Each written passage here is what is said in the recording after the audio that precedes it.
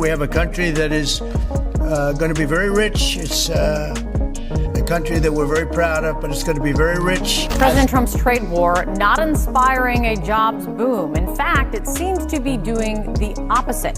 Last week's dismal jobs report showed hiring is weak. Just 22,000 jobs added last month. The unemployment rate rose to the highest level in 4 years. As Trump tariffs create global uncertainty and rattle stock markets, the auto sector finds itself caught firmly in the crosshairs. Annetta has been looking at the impacts of the trade turmoil on Volkswagen, as well as other challenges facing the German giant.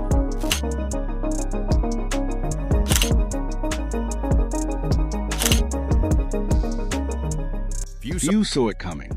Behind closed doors, one of the world's most powerful automakers is quietly weighing a move that could stun Washington and rattle Wall Street: the possibility of pulling back from the U.S. market. The reason is simple but devastating. The very tariffs meant to protect American jobs are bleeding Volkswagen dry.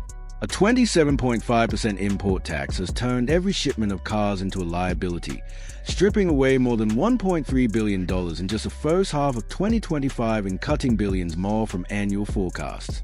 Margins once projected at 6% have been slashed toward 4%, leaving little room for growth, let alone ambition.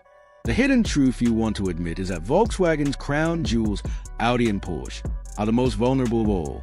With no factories on U.S. soil, every model they send across the Atlantic arrives already crippled by tariffs, their luxury edge dulled into a financial burden. The question is unavoidable. If Volkswagen truly decides America is no longer worth the fight, what message does it send to the rest of the global auto industry? And what price will U.S. consumers pay when the options start disappearing? The fallout is not confined to Volkswagen's balance sheet. It is already spilling over to American consumers. That 27.5% tariff does not vanish into thin air. It lands directly on car buyers. Suddenly, a vehicle that once cost $27,000 is creeping toward $30,000 or even $33,000. Analysts warn that depending on a model's origin, buyers could be paying an extra $3,000 to $6,000 compared to last year. The pain is sharpest for families seeking affordable cars under the $30,000 mark, the very segment meant to represent value. And the shock does not end at the sticker price. Imported parts used for repairs and maintenance are now taxed as well, driving up the cost of simply keeping a car on the road. For dealerships across the Midwest and the South, this combination of high prices and limited supply is proving toxic. Sales figures once steady are now sinking toward record lows. The uncomfortable question follows. When a supposed shield for American industry ends up punishing its own citizens, who exactly is being protected? But the disruption goes further than the dealership floor. The tariffs don't just inflate price tags, they clog the entire supply system that gets cars into America in the first place. What once moved seamlessly across borders is grinding to a halt. Shipments from Mexico, once flowing smoothly by rail into U.S. assembly networks, are being suspended under new tariff enforcement. Cars arriving from Europe are piling up at American ports, caught in bureaucratic chokeholds tied to the 25% import duty. Instead of driving off lots, thousands of vehicles sit idle, their fate uncertain. Faced with this paralysis, Volkswagen has resorted to a desperate measure, tacking on a so-called import fee to shift part of the burden onto buyers. Yet this band-aid solution only fuels consumer frustration and risks pushing demand even lower. If the logjam continues, the question becomes whether Volkswagen's entire U.S. sales network can survive the strain, or whether the market itself is being slowly strangled by its own rules. The hidden costs grow darker still. It isn't just cars stuck at ports or buyers forced to pay more. It's the livelihoods of American workers now hanging in the balance. If Volkswagen scales back or walks away entirely, the first casualties will be the tens of thousands whose paycheck depend on its U.S. presence. The auto sector across North America employs more than 1.3 million people. And when one link in that chain breaks, the shockwaves ripple outward. Suppliers, contractors, and service industries all lean on the stability of major automakers. When one giant falters, others inevitably feel the pull. That is why European manufacturers beyond Volkswagen are already rumored to be reviewing their own long-term commitments, wary of being caught in the same tariff trap. Even plants once considered untouchable, like BMW's massive facility in South Carolina with its 11,000 jobs, suddenly look vulnerable. If production begins to shift overseas, costs will climb and output will shrink, potentially for years. The irony is stark. A policy designed to protect American jobs could end up erasing them instead. And if that happens, communities built on the promise of the auto industry may find themselves left to pick up the pieces that if Volkswagen as a whole is under pressure, its luxury divisions are being squeezed the hardest. Audi and Porsche, the very symbols of prestige within the group, are entirely dependent on imports to reach the U.S. market. That dependence has now become a weakness. Every car lands with a tariff already baked into its price, stripping away the competitive edge that once made these brands irresistible. Porsche, in particular, faces a double bind, squeezed by U.S. tariffs on one side and a sluggish Chinese market on the other. Instead of driving growth, its global footprint is turning into a series of costly bottlenecks that Audi's situation is no brighter. With no domestic plant to shield it, the brand is equally exposed, unable to offset the duties with local production. The result is a chilling slowdown. Ambitious projections of 5% growth have collapsed back to flat performance, essentially no gain at all compared to the year before. For a company that thrives on momentum and image, stagnation is more than a financial hiccup. It is a reputational warning sign. And it is precisely here that the deeper dilemma emerges. If Volkswagen's flagship names can't survive the tariff storm, how much longer before the company decides the American market itself is no longer worth the fight? Of course, walking away isn't the only card on the table. Behind the scenes, Volkswagen has been searching for a lifeline, any path that might preserve its foothold in the U.S. without bleeding further.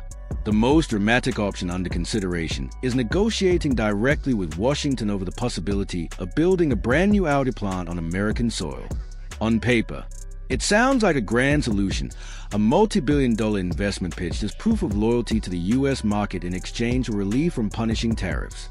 Officials could claim victory by pointing to new jobs, while Volkswagen might hope for a reprieve from the financial chokehold.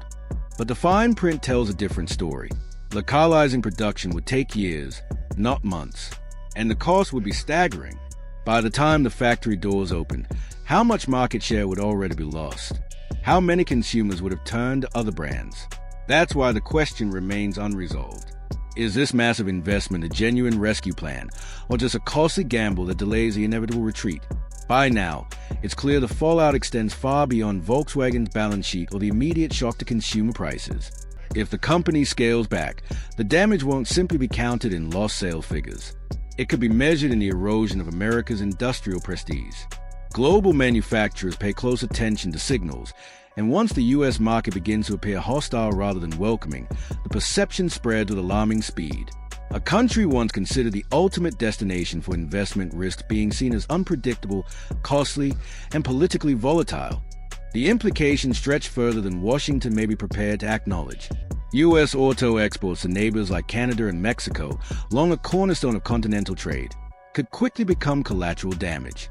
Retaliatory actions, tariffs, quotas, or shifting supply agreements could slash those exports by half or more, severing one of the arteries that has long fueled American manufacturing. For an industry built on scale and efficiency, such a cut will be nothing short of debilitating at the same time. There's a quieter but equally dangerous consequence: the erosion of trust at the local level.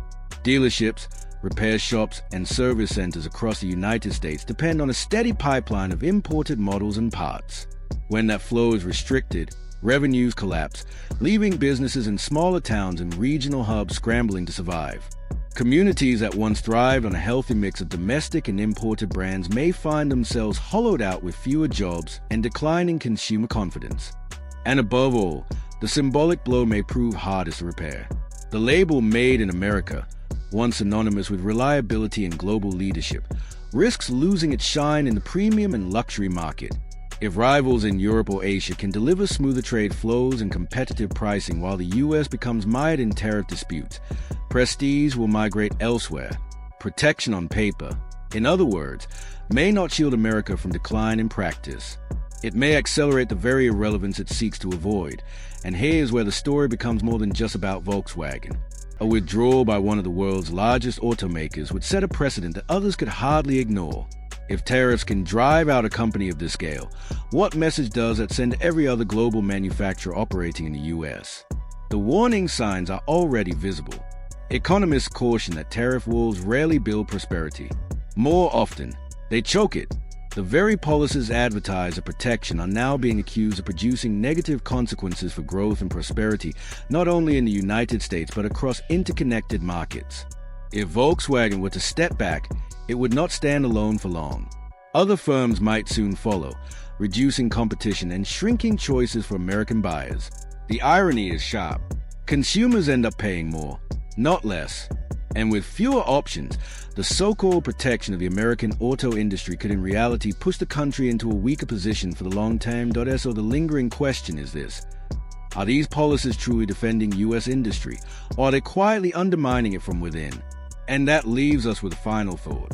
If Volkswagen, a titan of the global auto industry, sees America as too costly to stay in, what does it reveal about the future of U.S. competitiveness?